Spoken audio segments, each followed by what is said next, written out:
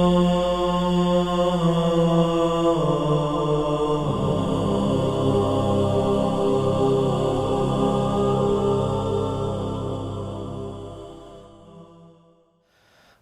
باللہ من الشیطان الرجیم بسم اللہ الرحمن الرحیم الحمد للہ رب العالمین وصلی اللہ علی محمد واہل بیتہ الطیبین الطاہرین لا سیما بقیت اللہ فی الارضین روحی وارواح العالمین لتراب مقدمہ الفدا واللعن الدائم علی اعدائہم اجمعین اللہم انا نرغب الیک فی دولت کریمہ تعز بها الاسلام واہلہ وتذل بها النفاق واہلہ وتجعلنا فيها من الدعاة الى طاعتك والقادة الى سبيلك وترزقنا بها كرامة الدنيا والآخرة اما بعد فقد قال رسول اللہ صلی اللہ علیہ وآلہ وسلم ووقروا کبارکم وارحموا صغارکم۔ پروردگار متعال کے شکر گزار ہیں جو مسلسل اپنی جانب سے ماہ مبارک رمضان کی ان ساعتوں سے ہمیں بہرمند فرما رہا ہے۔ دعا گو ہیں وہ مقام و مرتبہ، وہ ظاہری اور باطنی نعمتیں، وہ زندگی گزارنے کا صحیح انداز کہ جو ان روز و شب کے طفیل پروردگار متعال کی بارگاہ سے اور اس مہمان نوازی سے استفادہ کرنے والوں کو خداوند متعال کی بارگاہ سے جو نصیب ہو رہا ہے انشاءاللہ العزیز ہم سب کے شامل حال ہو سکے۔ اس مہمان نوازی کا جو پروردگار متعال نے اس ماہ میں اہتمام کیا ہے اس میں ایک جانب سے کتاب خدا ہے، دوسری جانب سے روزہ ہے۔ اگر انسان اچھے طریقے سے کتاب خدا کا مطالعہ کرے، اگر اچھے طریقے سے روزہ رکھنے کی سعادت سے بہرہ مند ہو تو پروردگار متعال سے اس کا تعلق، پروردگار سے اس کا رابطہ مستحکم سے مستحکم ہوتا چلا جاتا ہے، حقوق اللہ کی ادائیگی میں بھی بہتر ہوتا چلا جاتا ہے اور حقوق الناس کی ادائیگی میں بھی بہتر ہوتا چلا جاتا ہے۔ اپنے رشتہ داروں کے حقوق کی ادائیگی میں، فقراء اور مساکین کے حقوق کی ادائیگی میں، جو خاندان کے اور بہرحال معاشرے کے بزرگ ہیں ان کے حقوق کی ادائیگی میں، اور اسی طرح سے جو بچے ہیں ان پر شفقت اور مہربانی کی نسبت سے انسان کے وجود میں سے کوتاہیاں ختم ہو جاتی ہیں۔ عزیزو، اس پرآشوب زمانے نے معاشرے میں موجود افراد کے روابط بہت زیادہ کم کر دی ہے۔ آئیے عزیزو، روزہ اس طریقے سے رکھیں، کتاب خدا کی تلاوت اس طریقے سے کیجئے کہ جس طرح سے پروردگار متعال نے چاہا ہے۔ قوا انفسکم واہلیکم نارا، اپنے آپ کو اور اپنے اہل و عیال کو جہنم کی آگ سے بچاؤ۔ آؤ اس سلسلے میں قدم آگے بڑھاؤ، وقت نکالو اپنی زندگی میں سے، اپنے بڑوں کے لیے ان کے سامنے بیٹھو، زانو تلمس طے کرو، ان سے استفادہ کرو۔ اگر خدا نخواستہ ان کی زندگی میں کوئی کمی رہ گئی ہے تو اچھے طریقے سے ان کی ہدایت کے اسباب کی فراہمی کرو۔ اسی طرح سے اپنے بچوں کے لیے وقت نکالیں۔ عزیزو، آج ایک انسان اپنی فیکٹری کے لیے، وہ فیکٹری جو اس نے نئی لگائی ہے، اپنے نئے بزنس کے لیے کتنا وقت لگاتا ہے، خون پسینہ اپنا ایک کر دیتا ہے عزیزو، کس قدر ہر صبح و شام اس کی سوچ میں، اس کی فکر میں فقط اپنا بزنس ہوتا ہے۔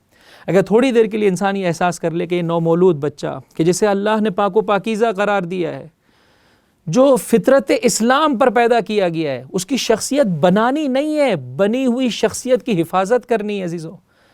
لیکن میں اور آپ اس پرآشوب دنیا میں کچھ اس طرح سے مگن ہو گئے ہیں کہ معاشرے کے جو نسبت سے ایک بچوں کو تو چھوڑیے، اپنے بچوں کے لیے بھی انسان کے پاس وقت نہیں ہے، جبکہ اسلام ہم سے اس بات کا تقاضا کرتا ہے بچوں کی نسبت سے مہربانی سے پیش آؤ۔ حضرت آنے والی دنیا کو در اہل بیت متعارف کروا رہے ہیں بچوں کے احترام کے ذریعے سے۔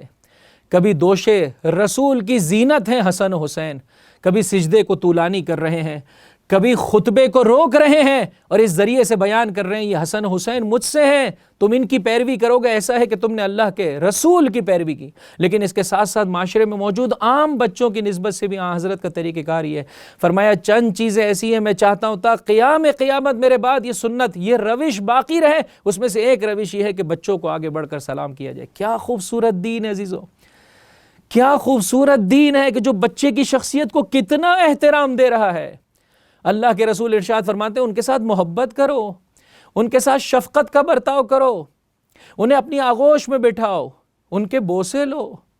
راوی یہ کہتا ہے ایک مرتبہ جب میں نے حضرت کو، آپ کے نواسے کو بوسہ دیتے ہوئے دیکھا تو ایک مرتبہ میری زبان پر یہ جملے آ گئے، پروردگار نے مجھے 10 بچے عطا کیے، میں نے ابھی تک کسی ایک بچے کے بوسے نہیں لیے، کبھی ایک کو بھی پیار نہیں کیا۔ فرمایا اگر رحم نہیں کرو گے رحم نہیں پاؤ گے، یہ اسلام کا دستور ہے۔ فرمایا جب کبھی بچوں سے وعدہ کرو وعدہ وفا کرو، اس لیے کہ وہ تمہیں رازق سمجھ رہے ہیں، انہیں شخصیت دو، انہیں بولنے کا موقع دو، قطع کلام نہ کرو، انہیں احترام دو۔ یہ وہ مقام و مرتبہ عزیزوں جسے پروردگار متعال اور اس کی حجتیں میرے اور آپ کی نسبت سے دیکھنا چاہتی ہیں. لیکن ہماری زندگیاں عزیزوں، آئیے ماہ مبارک رمضان کے طفیل اپنے طرز زندگی کو، اپنے لائف اسٹائل کو تبدیل کریں. اپنے بچوں کے لیے وقت نکالیے. معاشرے میں موجود جو کم سن بچے ہیں ان کے لیے وقت نکالیے عزیزوں.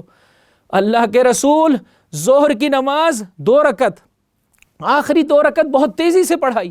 ایک مرتبہ اصحاب پریشان ہو گئے، آقا کیوں کر نماز اس قدر سرعت کے ساتھ آپ نے پڑھا دی؟ فرمایا مگر تم بچے کے رونے کی آواز نہیں سن رہے تھے؟ یہ ہے عزیزوں مقام اور مرتبہ اسلام میں ایک بچے کا، کہیں اس کی شخصیت میں کسی طرح سے بھی توڑ پھوڑ نہ آنے پائے. ایک بچے نے حضرت کی آغوش میں آپ کے کپڑے نجس کر دیے، فرمایا کوئی مسئلہ نہیں، یہ کپڑے پاک ہو جائیں گے، اس کی شخصیت مجروح نہ ہونے پائے. یہاں تک کہ نماز کے لیے حضرت مسجد کی جانب قدم آگے بڑھا رہے ہیں، بچوں نے درمیان میں روک لیا. فرمایا ایک ادب یہ ہے، ایک حق یہ ہے بچوں کا کہ بچوں کے ساتھ بچے بن جاؤ. یہ نہ چاہو کہ وہ تمہارے مزاج اور تمہاری منطق کے مطابق چلیں، تم اپنے آپ کو ان کے مطابق چلاؤ، ان کے ساتھ کھیلو. وقت نماز ہے حضرت ان کے ساتھ کھیل رہے ہیں. بلال ایک مرتبہ آگے بڑھے، آقا فرمایا جاؤ گھر سے کچھ لے آؤ. ان کو پھر آگے بڑھ کر جو بھی اس زمانے کے اعتبار سے چیزیں تھی وہ انہیں فراہم کی اور پھر آگے بڑھے. یہ ہے عزیزوں اسلام کی جانب سے وہ پیغام. فرمایا احب الصبیان، میں بچوں سے محبت کرتا ہوں ان 5 چیزوں کی وجہ سے. بچوں میں یہ 5 خصوصیات اللہ کی جانب سے عطا کردہ ہے عزیزوں. خدا کی بارگاہ میں ماہ مبارک رمضان کے ان روز و شب میں تقاضا کیجئے، پروردگار جو پاکیزہ ترین شخصیت تو نے بچوں کو عطا کی ہے، ہمیں اس کی حفاظت کرنے کی، اس کو اور زیادہ نورانی بنانے کی توفیق عطا کر. کہیں ایسا نہ ہو کہ ہم ان کی شخصیت میں بگاڑ کا سبب بن جائیں. یاد رکھیے گا ماں باپ، بچے وہ نہیں ہوتے جو ہم ان سے تقاضا کر رہے ہوتے ہیں، بچے ویسے بنتے چلے جاتے ہیں جیسے میں اور آپ ہوتے ہیں. جتنا میں اور آپ بچوں کو بہتر دیکھنا چاہتے ہیں اپنے آپ کو بہتر بنا لیجئے. اگر چاہتے ہیں وہ اول وقت پر نماز پڑھیں، آپ اول وقت پر نماز پڑھیں. اگر چاہتے ہیں قرآن کی تلاوت کا شوق ان کے وجود میں بڑھ جائے، آپ ان کے سامنے قرآن کریم کی تلاوت کریں. اگر چاہتے ہیں اس جدید ٹیکنالوجی سے اور اس کے شر سے ان کو بچانا، ان کے سامنے بہت زیادہ اس ٹیکنالوجی کا استعمال نہ کریں عزیزوں، نہ کریں. کہیں ایسا نہ ہو ان کے وجود میں بگاڑ آ جائے. اور پروردگار متعال سے تقاضا کریں، پروردگار یہ جو 5 صفات ہیں، ایک ان کا دل ٹوٹا ہوا ہوتا ہے، ہر شے کا تقاضا رو کر کرتے، اس رونے کی حفاظت کو باقی رکھ سکے. کل کو جب وہ عزاداری امام حسین میں شریک ہو تو سکون اور اطمینان سے مولا آقا کے غم میں رو سکے. رونا دل کی زمین کے آمادہ ہونے کی علامت ہے، زرخیز ہونے کی علامت ہے. 2 یتمرغون بالتراب، یہ بہت متواضع ہوتے ہیں. آج کی دنیا بھی آپ دیکھ لیجئے، سائیکالوجی بھی، اور جو بچوں کی سائنس پر کام کرنے والے افراد نے کہا بچوں کی رشد اور ترقی جو ہے وہ مٹی میں عزیزو، ان کے وجود میں جھکاؤ ہوتا ہے. آؤ عزیزو، جس طرح سے پروردگار نے انہیں بو ترابی بنایا ہے، ترابی بنایا ہے، ہم بھی اس طرح سے ان کی زندگیوں کو مینیج کریں کہ وہ ابو تراب کے چاہنے والے ہو جائے، علی ابن ابی طالب کے ماننے والے ہو جائے. فرمایا اگر ان کی زندگی میں لڑائی آ بھی جاتی ہے، کینہ نہیں ہوتا، کچھ دیر کے بعد دوبارہ آپس میں مل بیٹھتے ہیں. آئیے بچوں کی اس صفت کی حفاظت کیجیے اور اپنے اندر بھی یہ کیفیت پیدا کرے. اگر کبھی لڑائی ہو جائے کسی رشتہ دار سے، میاں بیوی کے مابین جو ہے وہ رشتہ داروں کے مابین، ماں اور جو ہے وہ باپ کے مابین، اسی طرح سے اولاد کے مابین، عزیزو بھول جائے انسان. ماہ مبارک رمضان ہے، معاف کر دے، معاف کر دے عزیزو. فرمایا لڑتے ہیں لیکن دل میں کینہ نہیں رکھتے. چوتھی اور اہم ترین صفت ان کے اندر یہ آنے والے دن کے لیے کوئی ذخیرہ نہیں کرتے. اپنے رب پر اعتماد ہے، جو آج رازق ہے وہ کل بھی رزق دے گا. آئیے عزیزو اس کیفیت کو بھی اپنے اندر پیدا کیجئے. 5ویں شے حب دنیا ان کے وجود میں نہیں ہے. اپنے ہاتھ سے مٹی کے کھلونے بناتے ہیں، اپنے ہاتھوں سے ہی اسے توڑ ڈالتے ہیں. آئیے عزیزو اتنی پاکیزہ شخصیت جو پروردگار متعال نے عطا کی، اس شخصیت کی حفاظت کرے. کیوں؟ اسے پرسنالٹی دیجئے، اسے وقار دیجئے، اسے حوصلہ دیجئے، اسے موٹیویشن دیجئے کہ تو نے اسلام کی راہ میں قدم آگے بڑھانا ہے. توجہ چاہتا ہوں عزیزو، پرسنالٹی دیجئے اور ڈائریکشن دیجئے کہ تو نے فقط دنیا نہیں سجانی ہے. یہ پرسنالٹی تیری اس لیے بنائی جا رہی ہے کہ تو نے اس ذریعے سے اپنی آخرت کو سجانا ہے، تو نے اس ذریعے سے حجت خدا کے مددگاروں میں سے بننا ہے. حضرت ہے، کچھ بچوں کی جانب نگاہ پڑی اور ایک مرتبہ آپ نے آواز بلند کی، وائے ہو آخری زمانے کے بچوں پر ان کے ماں باپ کے سبب. اصحاب نے تڑپ کے کہا مشرکین ماں باپ کے سبب؟ فرمایا نہیں، مؤمنین ماں باپ کے سبب، کہ جنہیں ان کی دنیا کی تو پڑی ہوئی ہے لیکن ان کی آخرت کی نسبت سے کوئی سروکار نہیں ہے. ظاہر میں وہ ان کو پرسنالٹی دے رہے ہیں، مقام دے رہے ہیں، مرتبہ دے رہے ہیں تاکہ ان کی دنیا سج جائے. نہیں میرے بھائی، یہ اس خاطر ہے شخصیت سازی تاکہ ان کی آخرت سج جائے. تاکہ ان کا آخرت کا مقام و مرتبہ بن جائے۔ اور فرمایا جب یہ اولادیں خود اپنے طور پر دین کی راہ میں قدم آگے بڑھانا چاہتی ہیں تو ماں باپ رکاوٹیں کر کھڑی کھڑے۔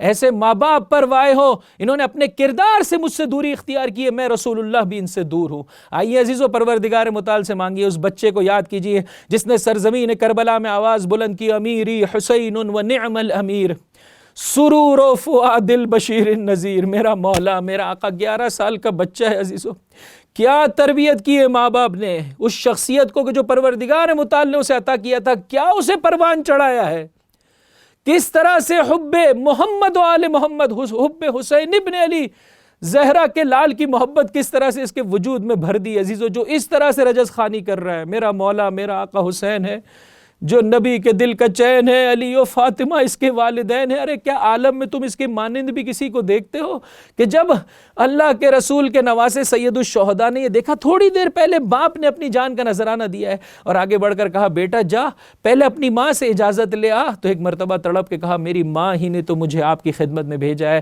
یہ ماں اور باپ ماہ مبارک رمضان کے ان روز و شب میں پروردگار متعال سے تقاضا کرے، پروردگار اپنی اولاد کے لیے وقت نکالنے کی، ان کے ساتھ اچھا برتاؤ کرنے کی، ان پر مہربانی کرنے کی ہمیں توفیق عطا کر۔ ہے پروردگار ان کی شخصیت سازی ایسے کر دے کہ انہیں جز تیری ذات کے اور تیری حجتوں کے اور کچھ دکھائی نہ دے، جو کچھ اس دنیا میں وہ پائیں، جان مال عزت آبرو آنے والی نسل، سب کا سب تیری راہ میں اور تیری حجتوں کی راہ میں خرچ کر سکیں۔ وآخر دعوانا ان الحمدللہ رب العالمین وصلی اللہ علی محمد و اہل بیتہ الطیبین الطاہرین۔